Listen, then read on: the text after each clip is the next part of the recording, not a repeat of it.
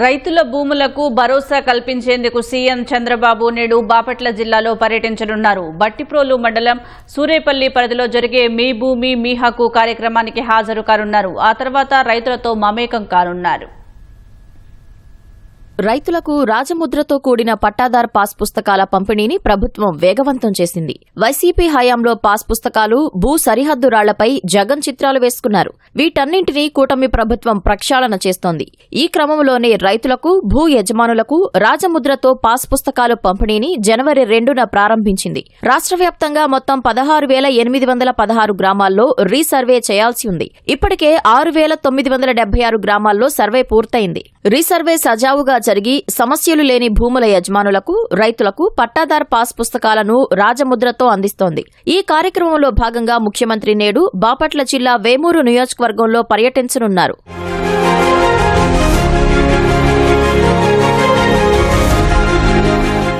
బాపట్ల జిల్లాలోని 8 మండలాల్లో 3,685 పాస్ పుస్తకాలు, వేమూరు అసెంబ్లీ నియోజకవర్గంలో 1,795 పాస్ పుస్తకాలను సీఎం చంద్రబాబు పంపిణీ చేయనున్నారు. ఉదయం సూరేపల్లికి చేరుకుని ప్రజావేదిక సభలో సీఎం ప్రసంగించనున్నారు. మధ్యాహ్నం వ్యవసాయ క్షేత్రాన్ని పరిశీలించి రైతులతో మాట్లాడతారు. అనంతరం టీడీపీ శ్రేణులతో సమీక్షా సమావేశం నిర్వహిస్తారు. సాయంత్రం అమరావతి చేరుకుంటారు.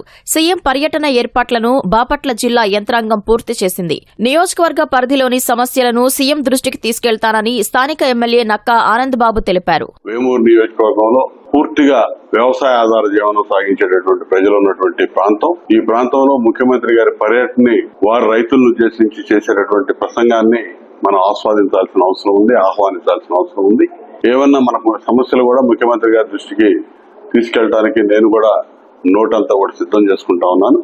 ఖచ్చితంగా వారి నుంచి ఆశాజనకమైనటువంటి స్పందనని ఆశిస్తా ఉన్నాను. ఇరిగేషన్ కెనాల్స్ మీద కొంచెం అధ్వాన స్థితిలో ఉన్నటువంటి వంతెనల నిర్మాణం కోరాల్సిన అవసరం ఉంది. కొత్త వంతెనల నిర్మాణానికి నిధులు కేటాయింపు గాని, మన ప్రాంతం రోడ్లు కొంచెం మన ప్రభుత్వం వచ్చిన తర్వాత బాగు చేసుకున్నాం చాలా వరకు.